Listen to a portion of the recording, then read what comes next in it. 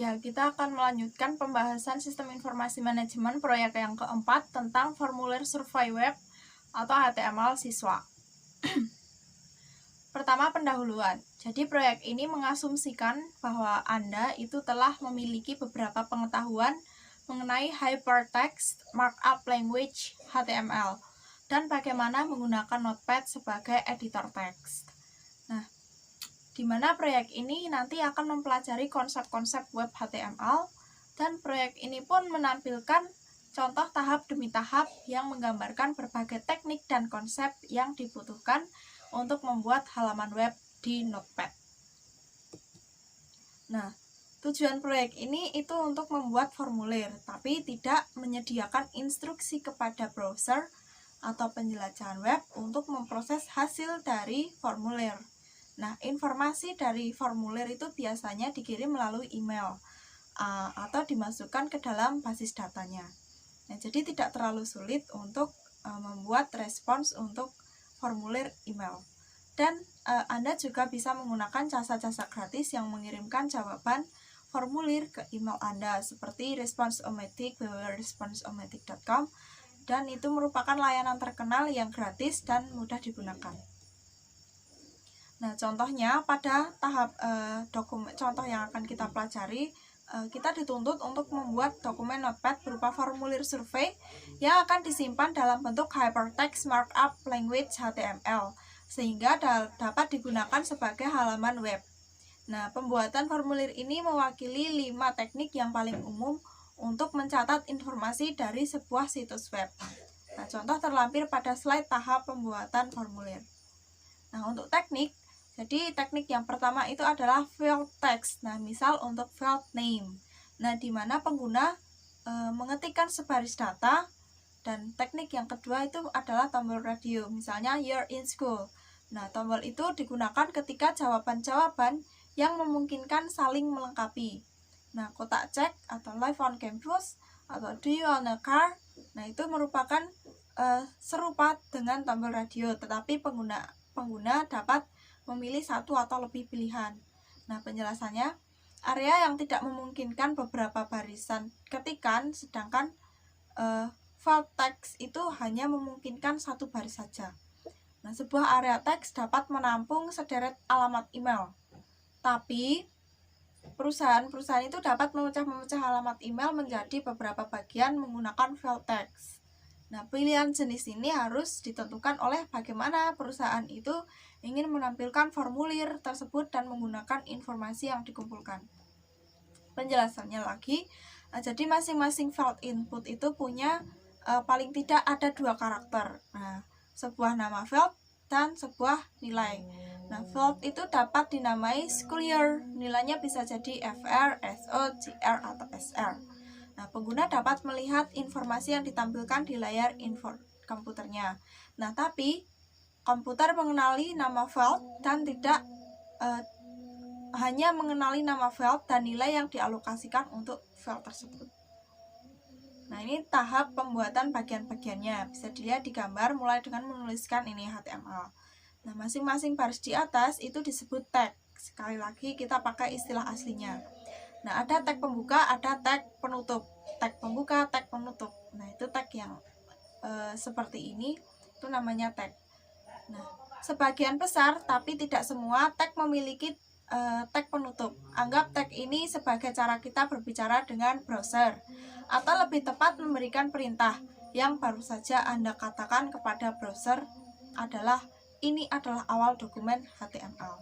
Nah, ini adalah akhir dokumen HTML, seperti itu. Selanjutnya, formulir ini tidak jauh berbeda dengan proyek-proyek sebelumnya. Perbedaan yang paling signifikan itu ada pada baris ke-6 dan ke-47 dari kode HTML yang digunakan untuk membuat formulir tersebut. Kita harus mengingat bahwa baris bernomor pada figur ini hanya berfungsi sebagai titik referensi saja.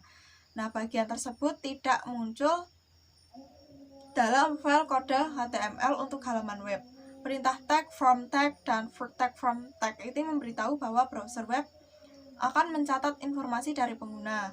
Tanpa perintah ini, untuk memulai dan mengakhiri formulir halaman web tidak mencatat informasi dari pengguna. Selanjutnya ini merupakan figur P4.3, file kontak informasi adalah bagian dari sebuah tabel.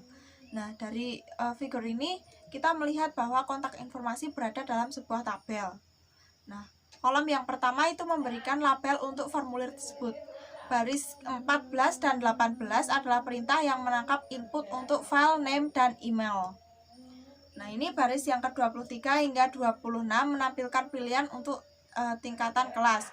Field name haruslah sama untuk tombol radio. Pada contoh ini, nama yang dicantumkan selalu school year. Satu-satunya yang dilihat dari baris yang ke-23 itu adalah sebuah tombol radio dan kata freshman. Ya, untuk jika kita memperhatikan 4 fitur penting mengenai baris 23, ada jenis field, nama field, nilai field, dan fakta bahwa pilihan ini sudah memiliki tanda cek dari awal. Nah, jenis field radio ini menyebabkan browser web itu bisa memberi lingkaran yang dapat dimasukkan dengan sebuah klik mouse saja. Nah, jika kita memperhatikan field value pada baris ke-23 ketika lingkaran sebelum freshman dipilih, komputer akan memasukkan nilai FR pada field school year. Nah, pengguna halaman web bisa melihat frase freshman, tetapi browsernya melihat nilai FR ketika lingkaran tersebutnya dipilih. Nah, bagian-bagian formulir contoh. Nah, ada tombol radio. Nah, ini digunakan untuk pilihan eksklusif di mana jumlah pilihan yang tersedia itu hanya terbatas saja. Jika terdapat banyak pilihan, pilihan-pilihan ini dapat memakan tempat yang banyak pada halaman web. Nah, jika seorang pengguna dapat memilih lebih dari satu pilihan, kotak cek harus digunakan. Dan figur P4.1 itu menampilkan kotak cek untuk menangkap informasi di mana seorang siswa tinggal dan apakah siswa tersebut memiliki jumlah mobil, sebuah mobil, begitu. Nah, baris yang ke-29 dan 30 membuat kotak cek yang nampak pada contoh itu jika dilihat pada baris 29 dan 30 itu masing-masing baris membuat fieldnya dan banyak kotak cek yang dapat dipilih. Jika kotak live on campus itu dipilih dengan klik mouse, maka field on itu akan memiliki nilai yes. Ini adalah contoh figur P4.1. Lalu menu drop down itu disebut juga kotak pilihan, memberikan pengguna daftar pilihan yang bersifat saling eksklusif ketika pengguna mengeklik ikon drop down. Nah, jika kita perhatikan terdapat pilihan awal dan akhir untuk pilihan tersebut, baris 33 dan 38. Nah, masing-masing pilihan dari daftar pilihan ini memiliki awal dan akhirnya masing-masing. Nama field pilihan ini ada pada perintah pilihan read, tapi nilai yang ditunjukkan fieldnya ini dihasilkan oleh perintah option. Field ini memiliki respon sebagai berikut ini. No response, excellent, average, dan poor. Nah, pada umumnya pilihan yang pertama pada daftar adalah nilai yang ditampilkan di halaman web. Jika diperhatikan, no response itu ditampilkan pada figur 4.1 dan ini merupakan pilihan pertama pada perintah pilihan. Nah, jika tag option values sama dengan average selected tag tutup, itu rata-rata dibandingkan dengan para pembicara lain. Tag garing option tag tutup ini menggantikan baris 36 kata select dan menyebabkan pilihan kata average itu ditampilkan sebagai pilihan awal pada halaman web. Nah, ini contoh figur P4.2 kode halaman HTML untuk contoh. Nah, seperti perintah yang lainnya, apa yang dilihat pengguna pada layar komputer itu bisa jadi bukan yang direkam oleh komputer. Nah, jika pengguna memilih kata no respond, itu maka file pelayanan ini akan berisikan nilai no respond. Nah, baris 42 itu terletak di antara perintah awal dan akhir area teks. Dua jenis input khusus dibutuhkan untuk membuat browser web menindak informasi yang dikumpulkan oleh sebuah formulir. Submit dan reset, ini dua formulir itu. Nah, pada kebanyakan formulir, sebuah tindakan akan ditentukan pada perintah form dan browser web akan melakukan tindakan-tindakan yang ditentukan tersebut ketika tombol submit diklik. Nah, perintah reset pada bagian baris 6 itu menampilkan frase reset from values to their default. Nah, ini pada tombol. Ini akan mereset ulang semua pilihan kepada isian awal.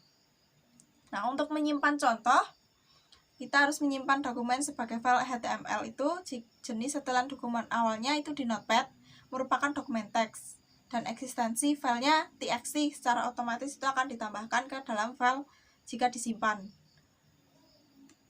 Nah, tapi browser web itu tidak dapat menerjemahkan jenis dokumen teks tersebut. Lalu bagaimana cara melihat halaman webnya? Nah, jika telah disimpan, itu Anda dapat memeriksanya apakah halaman tersebut bekerja dengan baik. Anda tidak harus menutup program Notepad-nya, tapi program ini dapat tetap terbuka ketika melihat file Anda dengan browser web dan memilih perintah file diikuti perintah open. Lalu mengetikkan nama file atau browse untuk mencari dan mengetik tombol OK di halaman web dan akan muncul di browser. Begitu sekilas tentang proyek yang keempat mengenai formulir survei web HTML siswa. Sekian dari saya, terima kasih. Saya Anggi Ristikawati, sampai jumpa lagi.